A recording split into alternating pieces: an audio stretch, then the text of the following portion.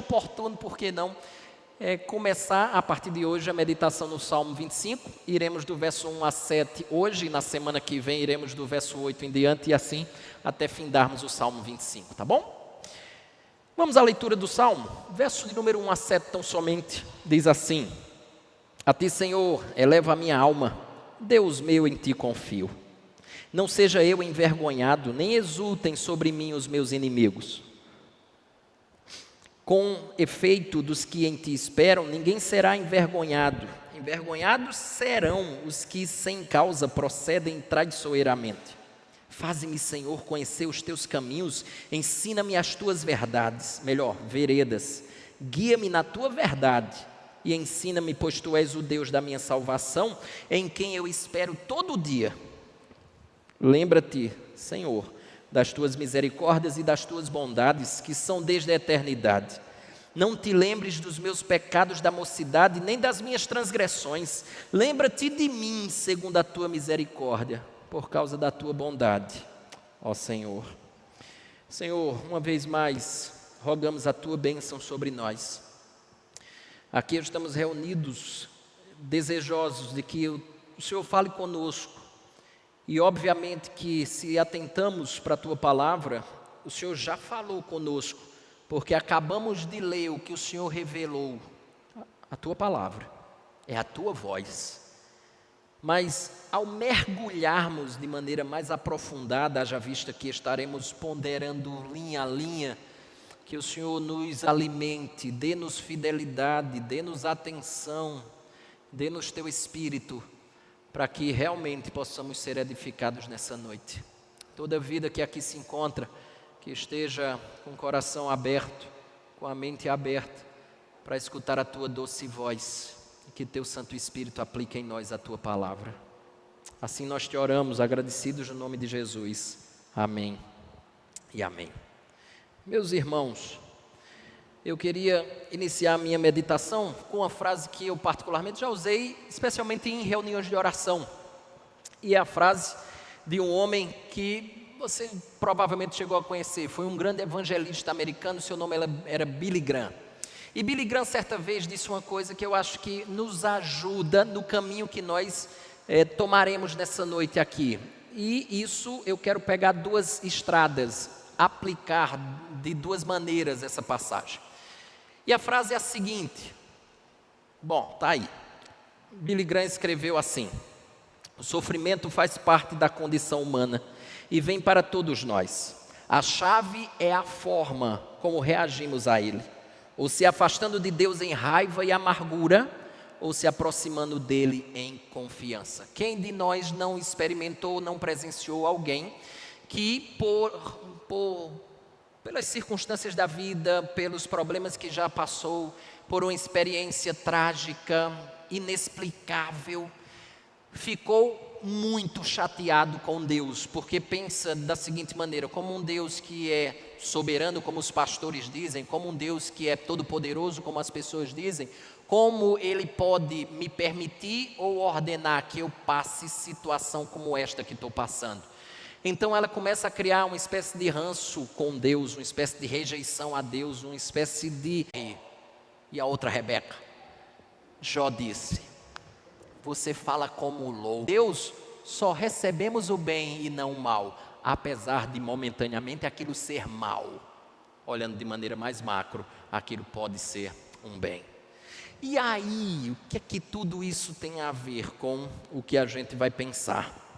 É que Davi, muito provavelmente, está passando uma situação delicada aqui, como é característico de muitos salmos de Davi. Tanto que o nosso texto, batizei com o próprio texto, o tema em negrito aqui do Salmo 25, que é oração por auxílio divino. E você nota que, obviamente, Davi está passando uma situação delicada. Haja vista que no verso número 2 você já tem Davi dizendo assim, em ti confio, não seja eu envergonhado, nem exulte sobre mim os meus inimigos. Ele tem inimigos. Quando você vem para o verso número 3, ele diz que envergonhados serão aqueles que agem traiçoeiramente. Então ele talvez tenha sido traído no contexto em que ele escreve esse salmo. Então já vemos que ele tem inimigos, ele já diz que tem aqui, pessoas que agem de maneira traiçoeira, ele lembra também de si como seu próprio inimigo, porque no verso número 7 ele diz que o Senhor não lembre dos seus pecados. Ele sabe muito bem que quebrava a lei do Senhor e fazia coisas que Deus abominava, e a gente vai poder pensar nisso também. Então, diante desse momento, Davi diz assim: olha, Senhor, eu estou diante de inimigos, eu não sei o que fazer, eu não sei o que caminho tomar, está difícil para mim. Tem gente que está perto de mim que me trai. O que é que eu faço? Como é que eu ajo? Como é que eu preciso proceder? E Davi aqui começa a fazer uma oração. E nós, para facilitar o que a gente chama de memorização, eu dividi o meu sermão em 3 pontos, e todos eles começam com C. No final eu espero que você pelo menos 3 Cs, igual naquele tempo que tinha aquela propaganda do DDD, lembra? Ou só quem está velho aqui sou eu? Tem aquela propaganda como era? Telemar, não. Enfim, não tem nada, não colabora em nada esse comentário meu. Mas vamos lá. 3 Cs, para ajudar aqui a memorização. Mas vamos lá. Primeiro C, é o C de confiança. Opa, volta. Isso. Verso 1 a 3. Primeiro C é o C de confiança. Em momentos assim, nublados, difíceis, complexos, é de confiança que eu preciso, e confiança em Deus. Se não, veja, eu estou no verso número 1, ele diz assim: a ti, Senhor, elevo a minha alma. Nós temos um retrato vívido da dependência de Davi aqui, porque de imediato, nas primeiras palavras do Salmo, ele deixa claro, logo no início, que sua confiança reside exclusivamente em Deus. Se não, veja, Senhor, a ti elevo a minha alma. Por que ele está dizendo isso? Porque você e eu somos experiências vívidas também, de que muitas vezes é difícil elevar a nossa alma aos céus. Porque muitas vezes a alma não pode subir, não tem condições de subir. Quem sabe a sua alma também já perdeu as asas. Quem sabe a sua alma ficou presa por conta das circunstâncias que lhe arrancou, por exemplo, as asas da sua alma.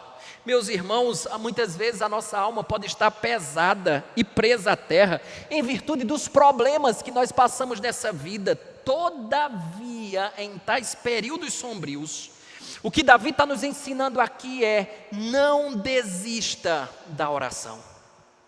Não permita que essas coisas, por mais que você se sinta podado, que sua alma, é como se você sentisse que aquilo que você fala não vai sair, não vai subir, mesmo que a sensação seja essa, não desista da oração, porque a oração é exatamente a subida da alma para Deus. Alguém disse bem uma coisa linda certa vez. Alguém disse assim: quando a situação a seu redor é desanimadora, tente olhar para o alto. Quando a situação é desanimadora, tente olhar para o alto. E como o Senhor é misericordioso em ouvir os nossos clamores em tempos de dificuldade, embora possamos quase tê-lo esquecido nos tempos de prosperidade. E eu não sei se você já teve essa sensação. Quando as coisas estão muito bem, às vezes parece que a gente meio que esquece o Senhor. Quando as horas de aperto estão diante de nós, nós recorremos ao Senhor. Mas não é misericórdia de Deus Ele ter nos escutado em momentos assim, quando muitas vezes o esquecemos em outras ocasiões. Veja que coisa interessante. Tem essa tradução aqui, ó. Olha o verso 1 com essa tradução. Eu acho que eu coloquei aí, vê se sim. Tá. A tradução seria mais ou menos assim, uma possibilidade que eu acho que é muito conveniente aqui. Diz assim, ó: a ti, Senhor, tenho elevado a minha alma. O que é que isso muda no que a gente está aqui? A ti, Senhor, elevo. A ideia da tradução assim é como se ele fizesse isso de maneira contínua. Tenho elevado, Senhor, elevei ontem, elevei hoje, vou elevar amanhã. Eu elevo, tenho elevado a minha alma a ti. Porque essa é a única maneira de fazer com que ela suba, é nas asas da oração. Eu chamo sua atenção para o verso 2, caminhe comigo lá. Ele diz assim, verso de número 2: Deus meu, em ti confio, não seja eu envergonhado, nem exultem sobre mim os meus inimigos. Deus meu, esse título denota o caráter pessoal do nosso relacionamento com Deus, assim como intimidade com Deus. Veja, o salmista, quando vem para o verso 2, você já percebe que ele já está mais próximo do seu ajudante celestial. Pois no versículo número 1, ele elevou a alma a Deus, e agora parece que ele chegou lá. Nessa sensação que o verso 2 dá? Deus meu, ele subiu, e agora está na presença do Senhor, porque a oração é capaz de gerar isso no nosso coração. A sensação de que Deus nos eleva à sua presença. Ele agora chegou lá. E tem um comentário do Spurgeon, que certa vez li, que é muito pertinente. Ele disse uma coisa sensacional, presta atenção. Ele disse assim, abro aspas. Ele diz, a fé é o cabo que prende o barco à terra. Já viu o cabo que prende barco à terra? Ele diz, a fé é o cabo que prende o barco à terra. E puxando-o somos levados à terra. Agora ele diz, a fé nos une a Deus e depois nos leva para perto dele. Contanto que a âncora da fé se mantém ali, não há medo na pior tempestade. Olha que coisa linda. Quando eu deposito fé no Senhor, quando eu elevo a Ele a minha voz em oração, imagina essa cena.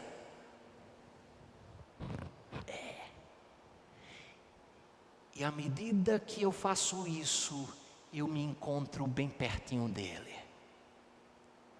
E esse é o momento em que eu posso dizer para mim mesmo, seja qual for a pior tempestade que eu enfrente, agora não há o que temer, porque o Senhor da tempestade está diante de mim. É a fé que faz com que isso aconteça. E a gente está diante dele quando age dessa forma. Parte B do verso 2, veja, olha que coisa interessante o que ele diz. Ele diz assim, não seja eu envergonhado. Em certo sentido ele está dizendo assim, Senhor, não permita que eu passe vergonha. Oh Deus, especialmente por tudo que eu já falei ao teu respeito. Aqui é inserção minha, tá? Eu acho que Davi está dizendo assim, Senhor, eu já falei tanto a teu respeito. Eu já disse para os meus amigos da faculdade que o Senhor era assim, assim, assim. Eu já disse para os amigos de trabalho que o Senhor era dessa forma e agia dessa forma, porque a tua palavra diz acerca de si ou de ti essas coisas. Portanto, se isso me acontecer da maneira como está acontecendo, eu serei envergonhado, Senhor. Envergonhado eu serei. Sabe qual é o argumento infalível que Davi está usando aqui? Senhor, cá para nós é a tua honra que está em jogo. É a tua honra, porque eu falo a teu respeito.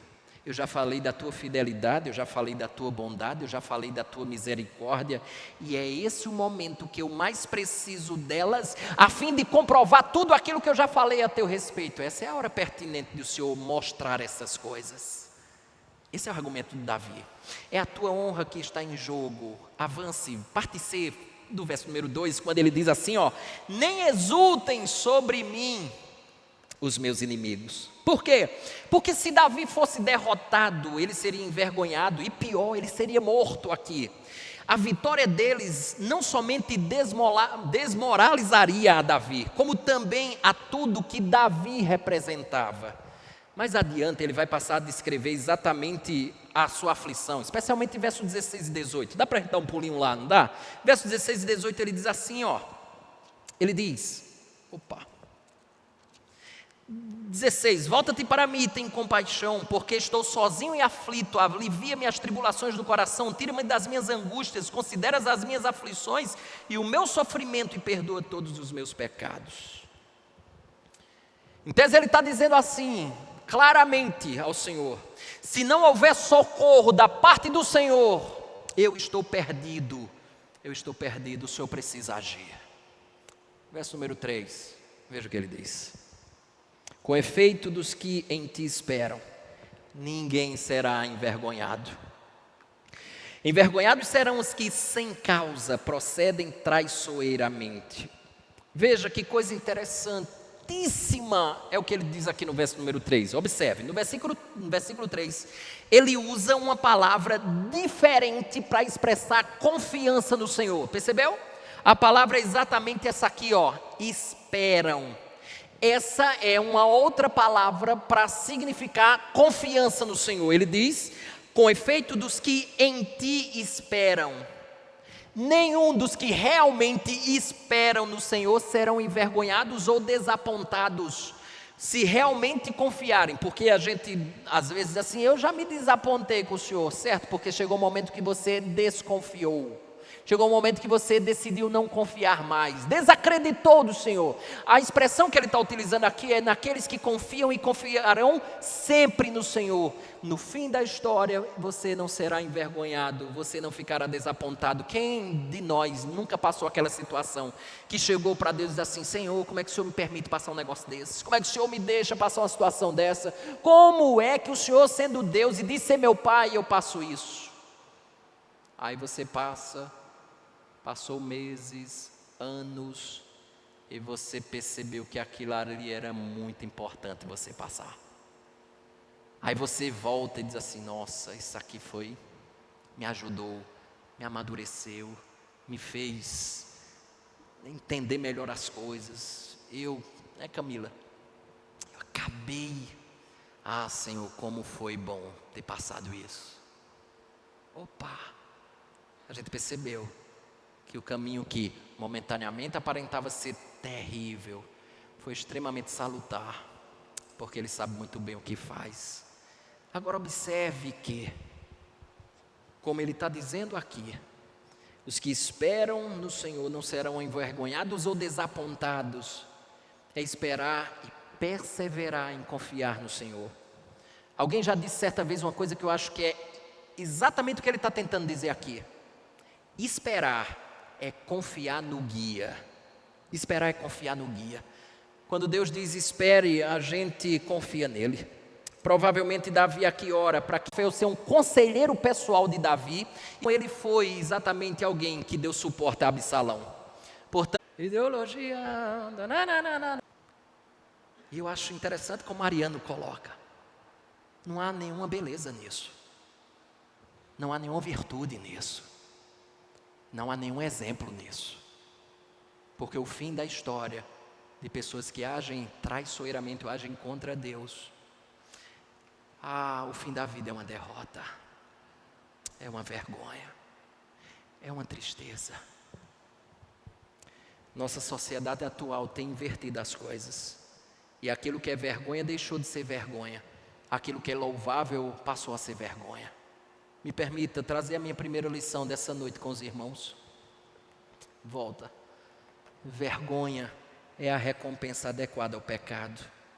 Uma das primeiras coisas que sobrevém sobre os que pecam, sobre nós. Qual é a primeira coisa que você fica com medo das pessoas saberem? É pela vergonha. Que um dos primeiros sentimentos quando nós pecamos é vergonha. Porque a vergonha de fato é a recompensa adequada ao pecado. Quando alguém é pego fazendo algo errado, a vergonha é um dos primeiros ingredientes desse bolo. Numa traição, num roubo, numa maledicência, quando você de repente chegou naquele círculo de conversa que estavam falando de você e de repente você chegou num momento totalmente improvável. Todo mundo fica, a gente diz o quê? Morto. Vergonha. Vergonha é o sentimento adequado ao pecado. Segundo ser, o primeiro é o de quê? Confiança. Nos momentos que nós passamos, o que a gente precisa é de confiança no nosso Deus. Segundo é caminho. Nós precisamos conhecer o seu caminho. Se não, veja, eu estou no verso número 4, veja, ele diz assim, ó. Faz-me, Senhor, conhecer os teus caminhos, ensina-me as tuas veredas. São vários os caminhos que podemos tomar e que nos são propostos, inclusive pelo nosso coração. São várias as sugestões que o nosso coração dá em muitas experiências, não é verdade? Porém, o que o salmista está dizendo aqui é que há um só caminho, ou o caminho de Deus é que é o caminho adequado, seguro e correto. Ele que é o caminho adequado para mim e para você. Ele é e nos mostra o caminho. Você sabe muito bem que, pelo que Davi está dizendo aqui, há os caminhos dos homens e os caminhos de Deus, os caminhos do pecado e os caminhos da justiça. Há os teus caminhos e há os meus caminhos. Os teus, Senhor, são os caminhos da verdade, os meus são os caminhos do erro. Os teus são os caminhos que são bons aos teus olhos, os meus muitas vezes são bons aos meus olhos. Os teus caminhos, Senhor, são os caminhos do céu, os meus caminhos muitas vezes são os caminhos da perdição. Portanto, faze-me saber os teus caminhos, Senhor, e me ensina as tuas veredas, para que eu não confunda no momento em que eu estiver para decidir sobre a vida, sobre as experiências das mais variadas, eu não confunda os meus com os teus, para que eu não confunda um caminho com o outro, porque são os teus caminhos que eu quero. Ao mesmo tempo, o salmista aqui, obviamente, está precisando de orientação e direcionamento. E sabe o que é fundamental nisso aqui? É o que você está fazendo aqui hoje. Uma das coisas grandiosas que o culto nos proporciona é exatamente instrução. Quando nós paramos, no momento da nossa semana, na santa convocação de Deus, que é o dia de hoje, e paramos, sentamos nessas cadeiras e estamos comprometidos a entender aquilo que Deus está falando conosco, é dizendo exatamente isso para Deus: Senhor, faze-me entender os teus caminhos, me ajuda a compreender as tuas veredas. O que você está fazendo aqui, trabalhando junto comigo, porque às vezes pensa que tão somente quem trabalha está sendo só o pastor, né? Na comunicação dessas verdades. Você tem que lutar contra si mesmo, contra as mais variadas distrações que está passando aí na sua mente e no seu coração, para que você assimile os caminhos que Deus está nos apresentando, os mandamentos que Ele está nos estabelecendo numa noite como essa. É disso que trata o que Davi está dizendo. Faz-me conhecer, Senhor, os teus caminhos, as tuas veredas. Ele tem decisões a tomar, e ele sabe muito bem, e você sabe disso, como é difícil às vezes discernir o que é que tem que fazer, que caminho deve tomar, a decisão a tomar. Nós sabemos muito bem como é difícil isso. Por isso que certa vez, mais uma vez faço uso de Spurgeon, ele disse uma coisa muito interessante, ele disse assim: os procedimentos de Deus para conosco são misteriosos. Às vezes Deus nos coloca em certas situações, são misteriosas. Aí ele diz: por isso podemos recorrer a Ele como nosso intérprete, e no devido tempo o nosso Senhor deixará todas as coisas claras. Ele está dizendo assim, às vezes Deus nos coloca em situações totalmente obscuras, misteriosas. O tempo vai passar, as coisas vão ficar mais claras. Ele mesmo interpretará o assunto. Aquela coisa de quando o tempo passou, você conseguiu, Lucas, entender as coisas. Sabe quando foi? Foi quando Deus se revelou, ou revelou qual era o propósito dele em algumas delas. É isso que ele está dizendo aqui. Nós conhecemos os caminhos do Senhor. Sabe como? Pelo ministério da palavra. O que a gente está fazendo aqui hoje. Isso é extremamente importante para a nossa caminhada. E eu vou lhe dizer por quê. Você sabe o que tornava o povo de Israel distinto de todos os demais povos do Antigo Testamento? Se chamava a lei. A lei distinguia o povo de Israel de todos os demais povos do Antigo Testamento. Eles distinguiam-se dos pagãos. Veja, o texto na linguagem de hoje diz assim, ó Senhor, ensina-me os teus caminhos, faze com que eu os conheça bem. Sabe para quê? Para que de fato eu possa viver exatamente isso, como um povo que o Senhor chamou para viver assim. Por favor, me faça conhecer bem a tua lei. Pois quando as coisas estão obscuras, o salmista está aqui exatamente dizendo, me ensina, me ilumina.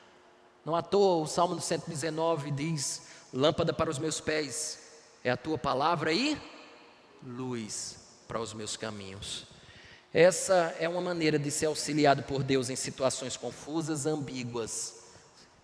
É conhecer a palavra e orar para que Deus possa abençoar ela. É por isso que a gente faz, no início do sermão, o que é que a gente faz? Nós fazemos a leitura do texto, paramos, oramos e dizemos assim, Deus abençoa, ilumina, ensina-nos. Se o Senhor não fizer isso, nós não temos condições para fazer. A segunda lição que eu quero que você aprenda é exatamente essa. Ore ao Senhor, pedindo auxílio, orientação, sabedoria e iluminação. Isso é uma das formas de Deus nos abençoar nas decisões a tomar. Verso 5, salte para lá. Ele diz assim: guia-me na tua verdade e ensina-me, pois tu és o Deus da minha salvação, em quem eu espero todo dia. Eu acho que uma metáfora apropriada para isso aqui é exatamente uma criança que começa a andar de bicicleta e o pai vai lá atrás dele, pega na direção, pega na sela e sai assim, conduzindo assim a criancinha até ela começar a andar. Então o que é que o pai vai fazendo? O pai segura e vai no ouvido dele assim dizendo: segura, pedala, mais força, força. Filho, olha para frente, segura no guidão. É assim que o pai vai fazendo quando vai ensinando o filho a andar de bicicleta. Eu penso que essa metáfora é adequada aqui. O que Deus está dizendo para a gente: pensa você andando de bicicleta exatamente agora. O que Deus está fazendo conosco semanalmente, dominicalmente, em outros dias da semana, é colocando você na bicicleta e dizendo como você deve proceder. E o salmista aqui pede para que ele seja guiado progressivamente pela mão ajudadora do Pai e que receba os ensinamentos sobre a verdade de como ele deve andar nessa vida.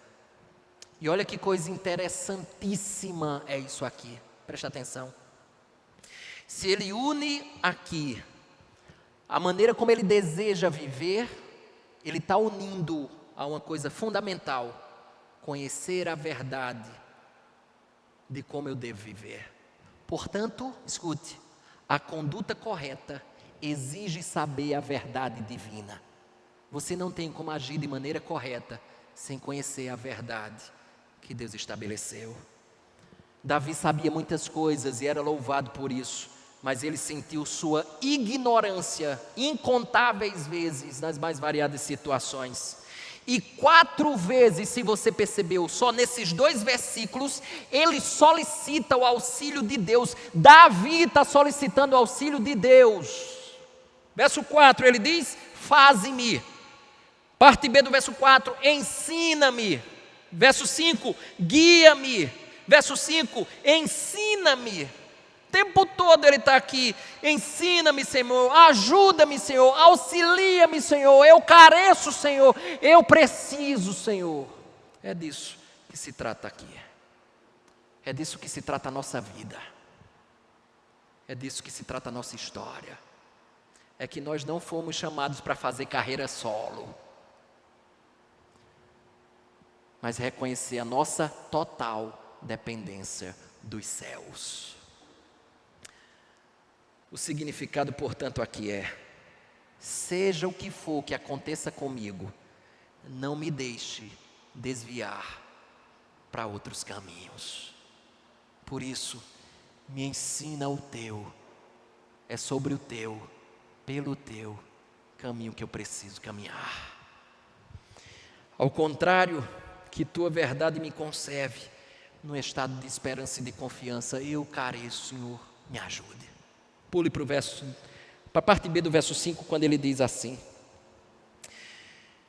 guia-me na tua verdade e ensina-me. Aí ele diz: pois tu és o Deus da minha salvação. Ele reconhece como o Deus de sua salvação. Leia-se salvação aqui, livramento. Pode ser uma tradução bem plausível aqui.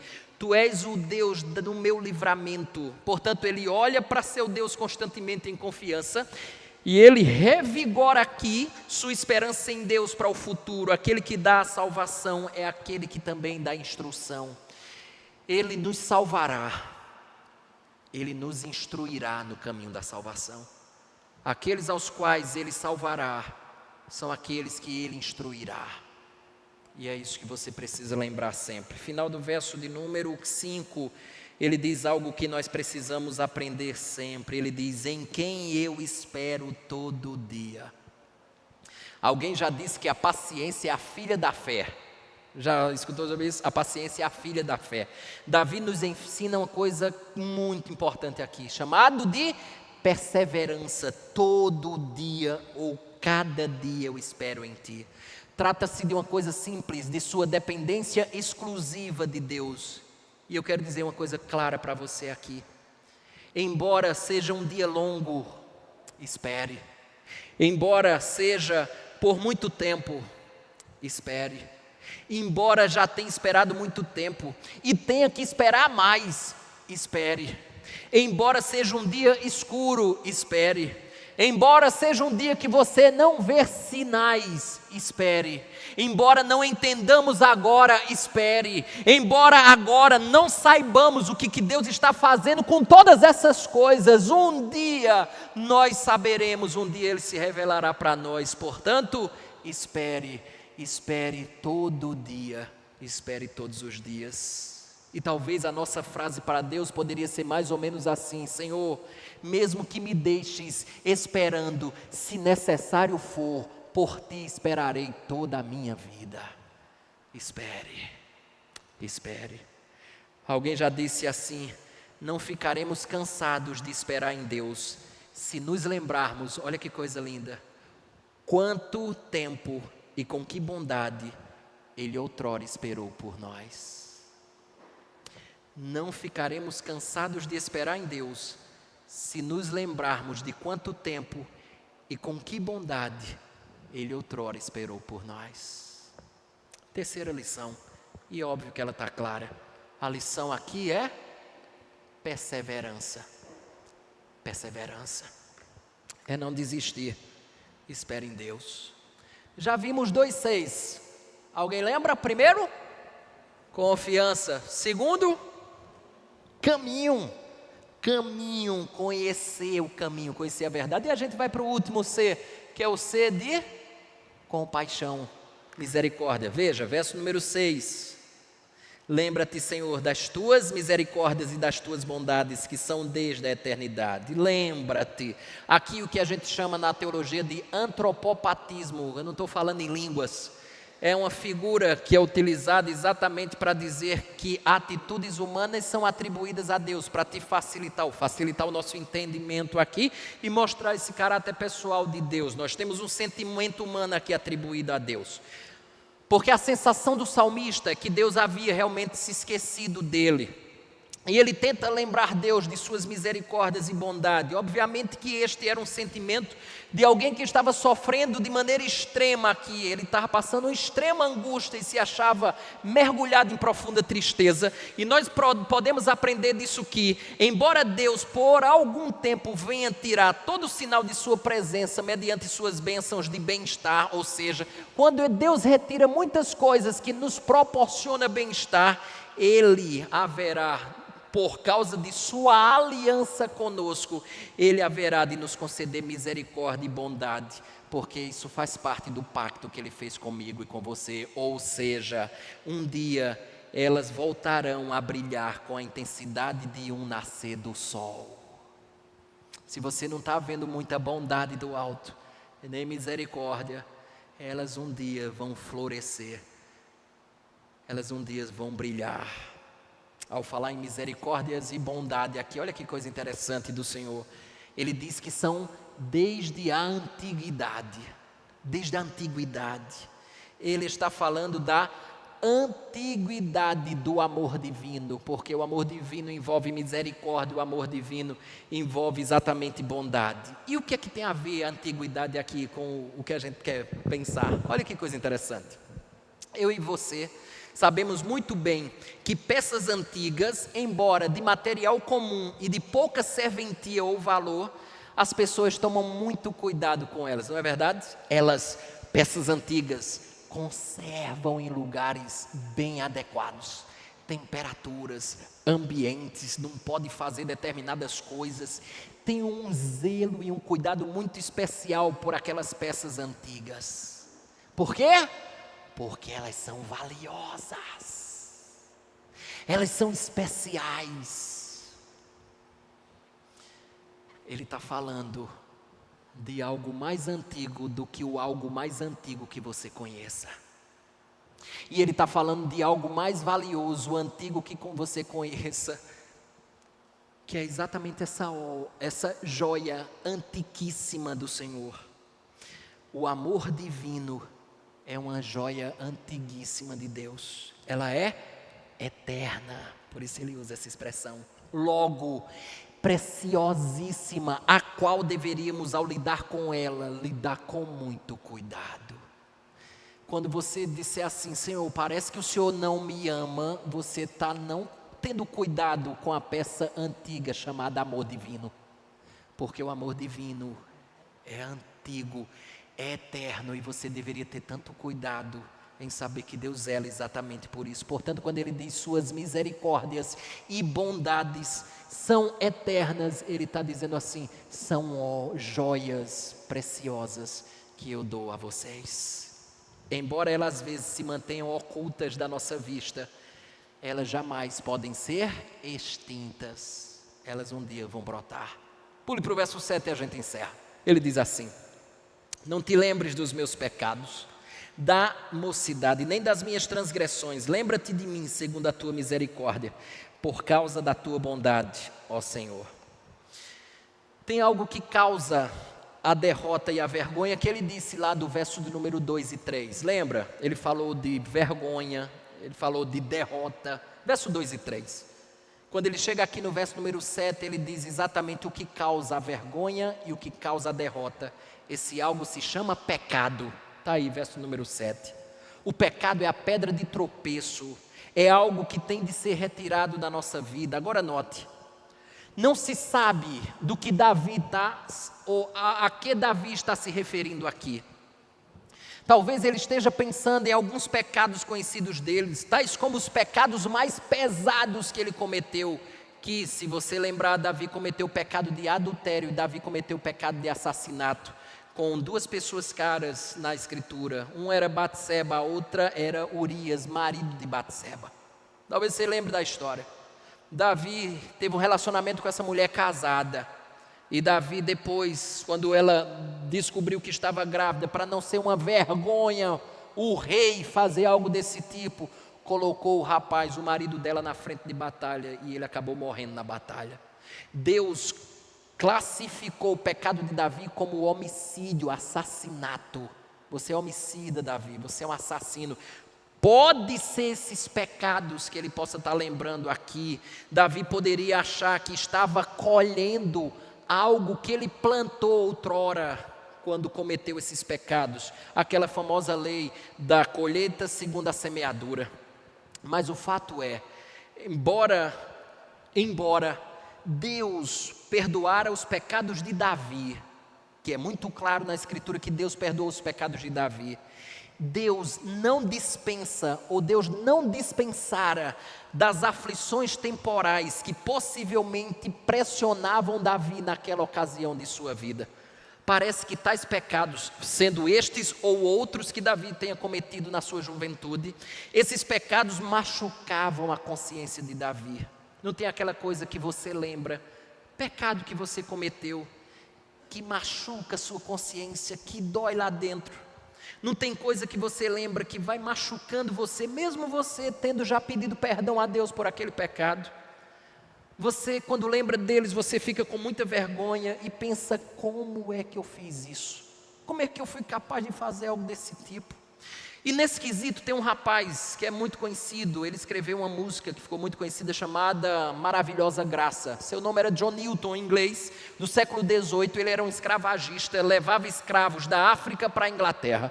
E conta a história que quando depois de sua conversão, de sua transformação, ele disse que em muitas ocasiões da sua história, ele escutava os gritos dos escravos que ele carregava nos porões dos navios. Ele disse que acordava desesperado, porque nos sonhos ele escutava, ele voltava às cenas quando ele carregava essas pessoas, e ele escutava os gritos de desespero daquelas pessoas que estavam nos navios, e que muitos deles morreram na trajetória, na viagem, morreram dentro do navio, e muitas vezes era jogado ao mar.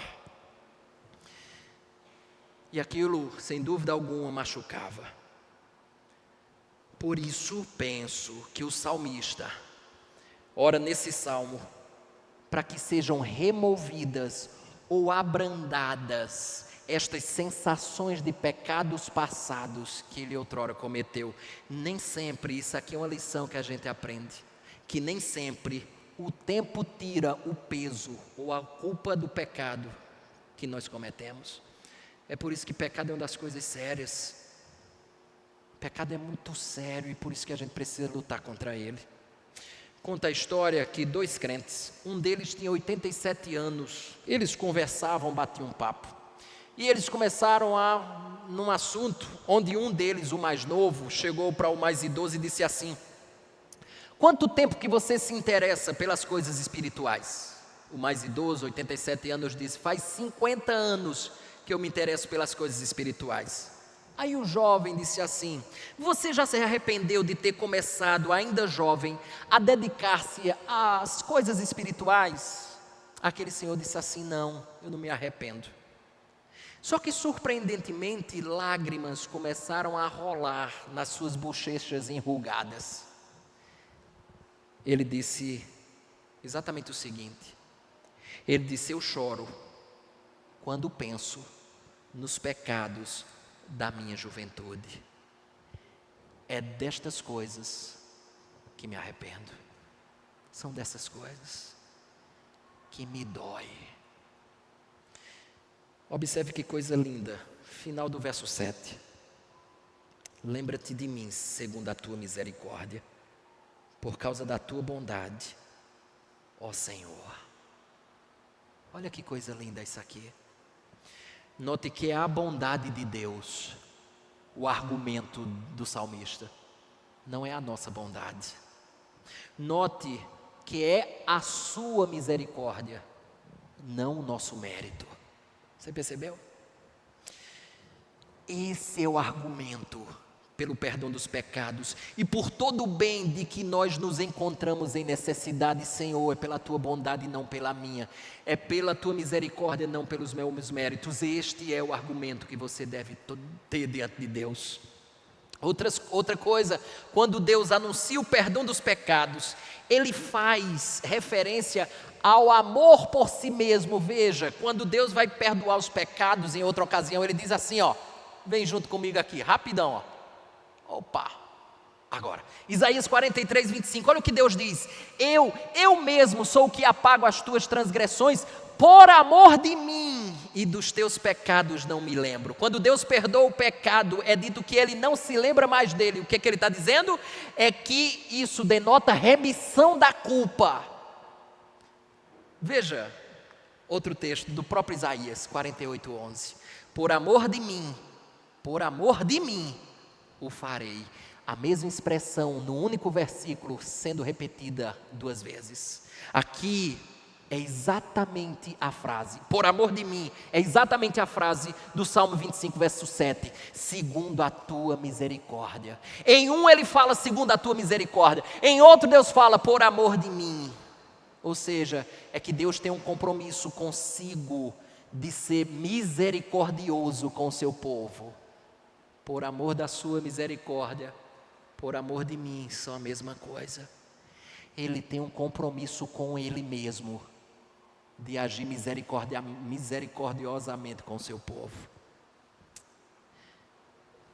Trocando em miúdos, o que é que isso tem a dizer para nós? E aqui é certeiro no que ele está dizendo.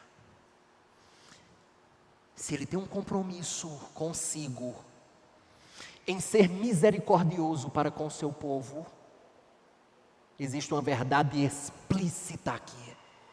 E a verdade explícita é: sua misericórdia não falhará, sua bondade chegará.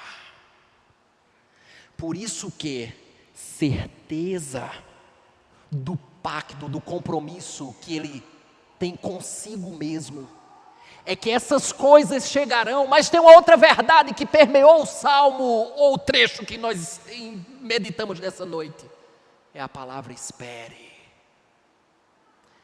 O problema é que a gente não sabe conjugar as duas coisas numa mesma frase. Vai chegar e espere, estão no mesmo enredo da canção do Salmo 25. Porque a aflição nossa é porque a gente quer que chegue logo. E a gente não tem um pingo de paciência mais. E Ele está dando de bandeja para nós as duas coisas, como verdades que você precisa aprender para não percorrer caminhos errados. A bondade e a misericórdia chegarão. Lembra que o salmista já disse isso outrora? Bondade e misericórdia me seguirão todos os dias, e habitarei na casa do Senhor para todo sempre. Vão me seguir todos os dias. Eu preciso esperar, na certeza que Ele tem um compromisso consigo mesmo, de que nos abençoará com bondade e misericórdia. E é nisso que reside toda a nossa esperança. Chegaram ao lugar chamado Calvário, ali o crucificaram, bem como aos malfeitores. Malfeitores, tá? Um à direita, outro à esquerda. Contudo, Jesus dizia: Pai, perdoa-lhes, porque não sabem o que fazem. Então, repartindo as vestes dele, lançaram sortes. Verso 35, o povo estava ali e a tudo observava. Também as autoridades zombavam e diziam: salvou os outros, a si mesmo se salve, se é de fato o Cristo de Deus o escolhido. Igualmente os soldados o escarneciam e, aproximando-se, trouxeram-lhe vinagre, dizendo: se tu és o rei dos judeus, salva-te a ti mesmo. Também sobre ele estava esta epígrafe, em letras gregas, romanas e hebraicas: este é o rei dos judeus. Agora entra, verso 39, um dos malfeitores crucificados blasfemava contra ele, dizendo, essa é a primeira reação que podemos ter: blasfemar, se voltar contra Deus, nos momentos mais complexos da nossa vida. E leia-se aqui duas coisas: no que tange as experiências comuns da vida, e no que tange a salvação eterna, ou a vida pós-morte. Você pode ter a atitude de blasfemar contra Deus, de chegar a conclusões como essa: sendo o Senhor tão poderoso, por que não age assim? Sendo o Senhor como é e como a gente escuta acerca do Senhor na Escritura, na igreja, em tantos lugares que diz a teu respeito, por que o Senhor não nos tira dessa situação? É assim que às vezes as pessoas agem, ou eu estou exagerando? É assim. Essa é a primeira reação. Não és tu o Cristo? Salva-te a ti mesmo e a nós também. Só que existe uma outra atitude. Em uma atitude num contexto extremamente complexo: cravo nos pulsos, cravos nas pernas, falta de ar, cheiro da morte já adentrando pelas narinas. Ambos estão vivendo a mesma situação aqui, com duas reações diferentes. Verso de número 40, respondendo-lhe porém o outro, repreendeu-o dizendo: nem ao menos temes a Deus, estando sob igual sentença? Nós, na verdade, com justiça, porque recebemos o castigo que os nossos atos merecem. Ele reconhece que merece justiça, o ladrão lá, mas este nenhum mal fez. Verso 42, e acrescentou Jesus: lembra-te de mim quando vieres no teu reino. Eu acho que esse aqui, lembra-te de mim, é o Salmo 25, verso 6. Ele não está lembrando só, é a mesma coisa. Lembra-te, Senhor, das tuas misericórdias e das tuas bondades, que são desde a eternidade. Eu sou ladrão, bandido, justamente julgado, preso, mas não olhe para os meus pecados. Lembra-te da tua misericórdia e da tua bondade, que são o quê? Desde a eternidade. Verso 43, Jesus lhe respondeu: em verdade te digo que hoje estarás comigo no paraíso. Esta é, sem dúvida, a grande verdade da vida. Alguns rejeitam e blasfemam por não concordar com a situação. Já outros abraçam Ele, reconhecem seus pecados e dizem humildemente: lembra-te de mim. Confiança, caminho, com certeza teremos compaixão. E eu queria chamar a sua atenção exatamente para isso hoje. Seja qual for o contexto em que você se encontra, de sofrimento, de dores, ou de alguém que ainda não confiou em Cristo como o Salvador de sua vida, de blasfemar e de simplesmente rejeitar Jesus, ou de que mesmo sem entender, ou mesmo sem compreender muitas coisas, é entender que só existe um caminho que pode trazer respostas suficientes e suporte suficiente para toda a trajetória que percorrermos aqui por baixo. A minha oração é que você compreenda essa verdade, que você e eu precisamos confiar nele, que você e eu precisamos depositar toda a nossa confiança nele, porque só ele é o caminho que nós tanto desejamos, que nós tanto precisamos, e só ele pode dar a compaixão, a misericórdia que ao longo de toda a via careceremos. E hoje você foi lembrado dessas verdades. Corra para Cristo. Nunca esqueça de Jesus, porque Ele sempre lembrará de você quando você disser: lembra-te de mim. Baixe sua cabeça, na moral, ao Senhor. Bendito Deus, te somos gratos demais, porque não só lembrastes de nós um dia, o Senhor se lembra de nós constantemente. Perdoa o nosso pecado, nossa falha, os nossos erros, tudo aquilo que fizemos que macula a tua pessoa, a tua santidade. Não nos permita afastar-se dos teus caminhos.